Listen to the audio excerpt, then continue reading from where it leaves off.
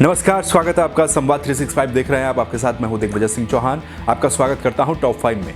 Top 5 में जिन 5 खबरों पर हम बात करेंगे, सबसे पहले नजर उनकी हेडलाइंस पर।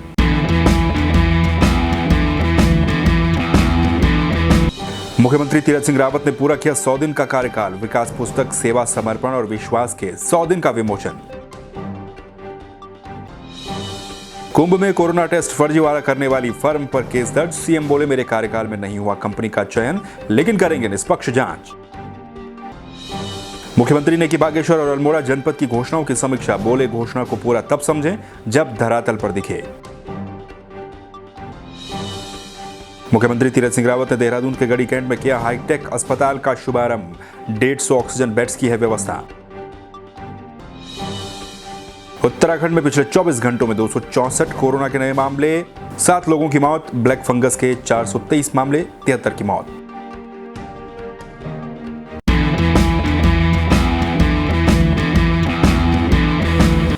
चलिए, सबसे पहले बात करेंगे मुख्यमंत्री तीरथ सिंह रावत के कामकाज की। मुख्यमंत्री तीरथ सिंह रावत ने बतौर मुख्यमंत्री अपनी सरकार में अपना 100 दिन का कार्यकाल पूरा किया है। 100 दिन का कार्यकाल पूरा करने पर उन्होंने इससे जुड़ी हुई एक पुस्तक जिसका नाम सेवा, समर्पण और विश्वास के 100 दिन का विमोचन किया है।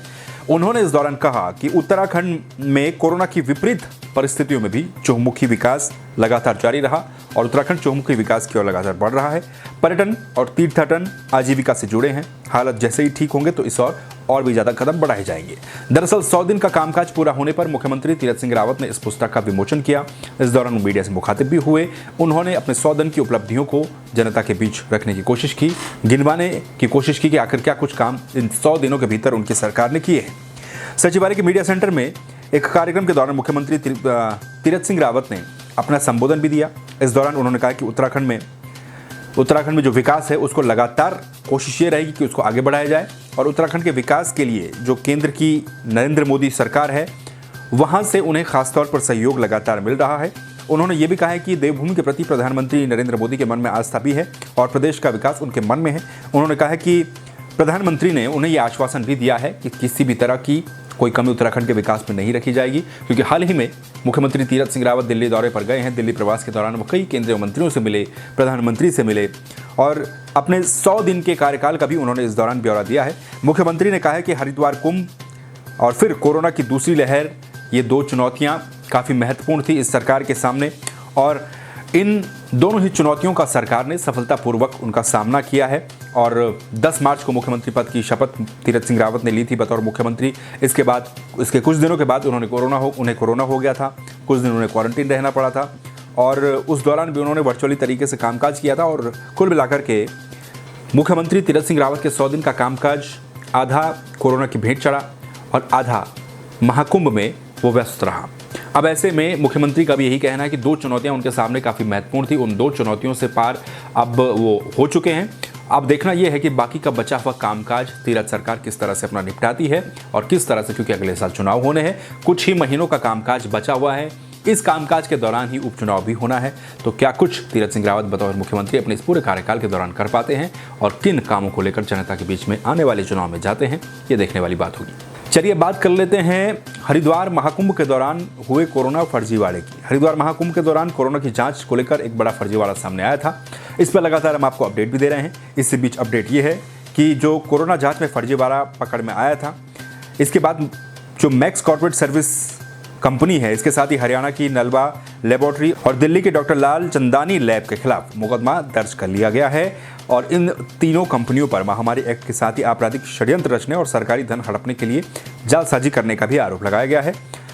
इस मामले में एसआईटी जांच के आदेश भी दे दिए गए थे, जैसा कि कल हमने आपको बताया, जबकि जो प्रशासन है और स्वास्थ्य विभाग है इसकी जांच अपने स्तर पर अलग से कर रहा है।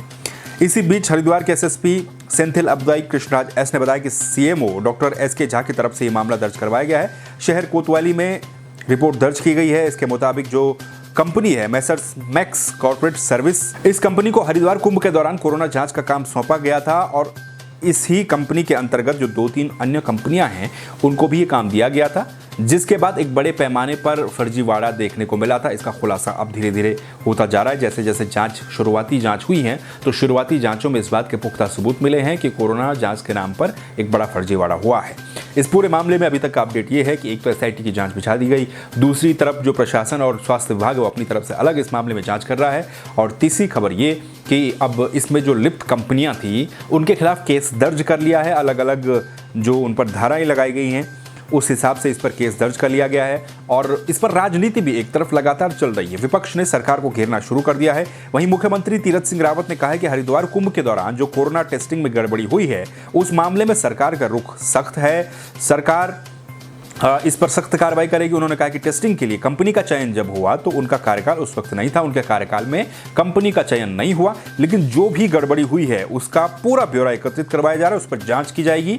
जो भी जांच होगी उस पर जो भी दोषी पाया जाएगा उसके खिलाफ सख्त कार्रवाई की जाएगी। यानी कि एक तरफ से साफ तौर पर तीरथ सिंह रावत ने कहा है कि उनके कार्यकाल के दौरान कंपनी का चयन नहीं हुआ था, लेकिन उन्होंने ये भी कहा है कि अब सरकार उनकी है तो जाहिर सी बात है इस मामले पर जांच करवाई जाएगी और जांच में जो दोषी पाया जाता है उस पर सख्त कार्रवाई की जाएगी। अब देखना यह है कि हरिद्वार कुंभ में हुई कोरोना जांच, इस पर सियासत किस करवट बैठती है, ये देखने वाली बात होगी। मुख्यमंत्री तीरथ सिंह रावत ने वर्चुअल तरीके से बागेश्वर और अल्मोड़ा जिले के लिए की गई घोषणाओं की समीक्षा बैठक की। दरअसल वीडियो कॉन्फ्रेंसिंग के जरिए इनके घोषणाओं की जो क्रियान्वयन समीक्षा है वो मुख्यमंत्री ने की है। मुख्यमंत्री ने यह कहा है कि घोषणा के तहत जो अपूर्ण योजनाएं हैं इनसे संबंधित DPR 15 जुलाई तक तैयार कर ली जाए, और इसके लिए सचिव और विभाग अध्यक्ष आपसी समन्वय से योजनाओं के क्रियान्वयन की समीक्षा करें। योजनाएं समयबद्ध तरीके से और गुणवत्ता के साथ पूरी हों, ये विभागीय प्रमुखों की जिम्मेदारी होगी। जो भी विभागों के प्रमुख हैं ये उनकी जिम्मेदारी होगी। मुख्यमंत्री ने निर्देश दिए हैं कि योजनाओं के क्रियान्वयन में अनावश्यक बहानेबाजी नहीं होनी चाहिए। उन्होंने कहा कि घोषित योजनाएं जब तक धरातल पर दिखाई न दें तब तक वो पूर्ण नहीं मानी जाएंगी। यानी कि जब तक कोई योजना जो घोषणा मुख्यमंत्री ने की है वो धरातल पर दिखाई न दे तब तक वो पूरी नहीं है, लिहाजा उसको पूरा किया जाए। जल्द से जल्द जो भी घोषणाएं हुई हैं उनको धरातल पर लाने के लिए उनका क्रियान्वयन किया जाए। इसके लिए मुख्यमंत्री ने जो बची हुई घोषणाएं हैं उनका काम जल्द से जल्द पूरा किया जाए, उस संबंध में DPR पेश करने के निर्देश दिए हैं और अधिकारियों को निर्देश दिए हैं कि जो घोषणाएं हुई हैं उनको क्रियान्वयन करने की जिम्मेदारी जो विभाग अध्यक्ष हैं उनकी होगी। तो इस मामले में कोई भी लापरवाही न बरती जाए और जल्द से जल्द जो घोषणाएं हुई हैं उनको पूरा करवा लिया जाए। चलिए अब बात स्वास्थ्य से जुड़ी हुई। मुख्यमंत्री तीरथ सिंह रावत ने छावनी परिषद गढ़ीकैट में हाईटेक सुविधाओं से युक्त और पुनर्निर्मित कैंटोनमेंट जनरल हॉस्पिटल का शुभारंभ कर दिया है। इस हॉस्पिटल की खास बात यह है कि इस हॉस्पिटल में 150 ऑक्सीजन बेड की व्यवस्था है, जिसमें से 10 बेड में ICU अवेलेबल है और 11 बेड में वेंटिलेटर की व्यवस्था अवेलेबल है। इस अस्पताल का पुनर्निर्माण मात्र 45 दिन में किया गया है। 45 दिन में इसका पुनर्निर्माण हुआ है। मुख्यमंत्री तीरथ सिंह रावत ने यह भी कहा है कि छावनी परिषद के द्वारा बहुत कम समय में आधुनिक सुविधाओं से युक्त यानी कि हाईटेक अस्पताल का पुनर्निर्माण किया गया है। इसके लिए उन्होंने छावनी परिषद के जो अध्यक्ष हैं ब्रिगेडियर SN सिंह और CEO तनु जैन का भी आभार व्यक्त किया है। मुख्यमंत्री ने कहा कि कोविड की तीसरी संभावित लहर के दृष्टिगत राज्य के द्वारा सभी तैयारियां पूरी कर ली गई हैं। राज्य में ऑक्सीजन बेड, ICU, वेंटिलेटर सब कुछ पर्याप्त मात्रा में है। जिला अस्पतालों के अलावा CHC स्तर तक भी ऑक्सीजन को पहुंचाने का काम लगातार जारी है। और इसके अलावा उन्होंने ये भी कहा कि DRDO ने जो 2 अस्पताल हाल ही में बनाए हैं हल्द्वानी में और ऋषिकेश में, ये भी इसी का एक हिस्सा है। यानी कि एक और अस्पताल का मुख्यमंत्री ने उद्घाटन किया है और ये भी कहा है कि जो आने वाली तीसरी लहर संभावित है, अगर तीसरी लहर आती है तो उसके लिए प्रदेश भर में व्यवस्थाएं पूरी हों, इसकी कोशिश लगातार की जा रही है। और इसी सिलसिले में CHC स्तर तक हम ऑक्सीजन पहुँचाने की कोशिश लगातार कर रहे हैं।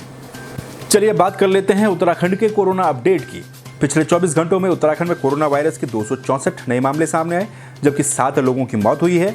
पिछले 24 घंटों में 345 लोग ठीक भी हुए हैं। उत्तराखंड में अब एक्टिव केस 3500 से नीचे आ चुके हैं। इस वक्त उत्तराखंड में 3471 एक्टिव केस है। पॉजिटिविटी रेट 6.47% है। रिकवरी परसेंटेज 95.19% है। अभी तक कुल मौतें उत्तराखंड में 7000 के पार हो चुकी हैं। 7011 मौतें अभी तक उत्तराखंड में कुल हो चुकी हैं। पिछले 24 घंटों में हर जिले में 100 से कम मामले सामने आए, चूंकि एक राहत की बात है। लेकिन दूसरी तरफ ब्लैक फंगस का अपडेट अगर मैं आपको बताऊं तो पिछले 24 घंटों में 10 नए ब्लैक फंगस के केस दर्ज किए गए, 2 मौतें हुई और 2 लोग रिकवर हुए हैं। इस तरह से कुल 423 ब्लैक फंगस के मामले उत्तराखंड में दर्ज किए जा चुके हैं, जिनमें 73 लोगों की मौत हुई है और 49 लोग ठीक होकर के घर लौटे हैं। ये थी अभी तक की टॉप 5 खबरें। इन खबरों को लेकर आप क्या सोचते हैं, अपनी राय आप कमेंट करके हमें दे सकते हैं। इसी तरह की बाकी खबरों के लिए संवाद 365 को सब्सक्राइब कर लीजिए, फेसबुक पर लाइक कर लीजिए, वीडियो को शेयर भी कीजिए। फिर मिलेंगे दूसरी खबरों के साथ, तब तक के लिए सुरक्षित रहिए। नमस्कार।